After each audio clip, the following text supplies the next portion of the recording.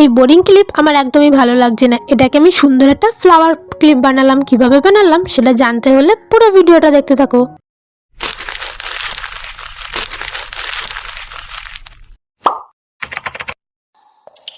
এই ফ্লাওয়ারটা বানানোর জন্য প্রথমে আমি নিয়ে নিয়েছি সাদা কাগজ, তারপরে পেন্সিল দিয়ে আমি ওর উপরে সুন্দর একটা ফুল এঁকে নেব। দেখো ফুলটা কত সুন্দরই না হয়েছে। তোমরা তোমাদের মতো ফুল আঁকতে পারো, আমি আমার মতো ফুল এঁকেছি।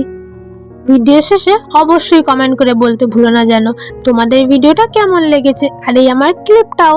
তোমরা দেখো দেখতে দেখতে আমার ফুল বানানো হয়ে গেছে। এবার আমি এটাকে সুন্দরভাবে কাঁচি দিয়ে কেটে নেব। দেখো কত সুন্দর আমি কাঁচি দিয়ে কেটে নিয়েছি। কিন্তু এই কাঁচি দিয়ে কাটার সময় দেখো আমি সাইডে একটু বাদ রেখেছি। তোমরা এরকম রাখবে তাহলে খুব সুন্দর লাগবে। তারপরে দেখো কতগুলো রং নিয়ে নিয়েছি। তারপরে লাল রংটা দিয়ে আমি পাপড়িগুলো রং করে নিচ্ছি। তোমাদের যদি ভিডিওটা ভালো লাগে থাকে তাহলে অবশ্যই লাইক, শেয়ার, কমেন্ট করে দিও। আর চ্যানেলে নতুন হয়ে থাকলে নিচে সাবস্ক্রাইব লেখা বাটনটা প্রেস করে পাশে থাকা বেল আইকনটা অবশ্যই ক্লিক করে দিও। দেখো দেখতে দেখতে আমার কিন্তু লাল কালার করা হয়ে গেছে। তোমরা যদি এরকম আরও ভিডিও দেখতে চাও তাহলে অবশ্যই আমার চ্যানেলটাকে ভিজিট করো। দেখো পাপড়ির রং করা তো হয়ে গেছে। এবার মাঝের অংশটা রং করব। তার জন্য আমি প্রথমেই কমলা রংটাকে নিয়ে মাঝে একটুখানি ঘষে দিলাম। তোমরা কি ভাবছো রংটা হচ্ছে না?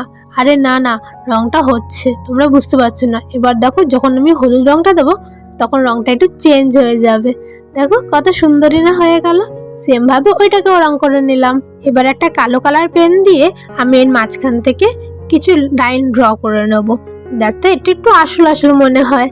দেখো দেখতে দেখতে আমার কিন্তু ফুলটা বানানো হয়েই যাচ্ছে। তোমরা কমেন্ট করতে একদম ভুলো না যেন তোমাদের এই ফুলটা কেমন লেগেছে।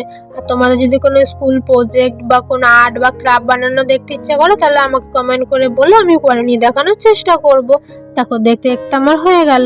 এবার ক্লিপ দুটো নিয়ে ক্লিপের ওপর আঠা লাগিয়ে আমি এই ফুলগুলো বসিয়ে দেব। তাহলেই হয়ে যাবে আমার ফ্লাওয়ার ক্লিপ। আজ তবে এই অবধি থাক, বাকি কথা হবে পরের ভিডিওতে। এবার বলো বলো কেমন হয়েছে।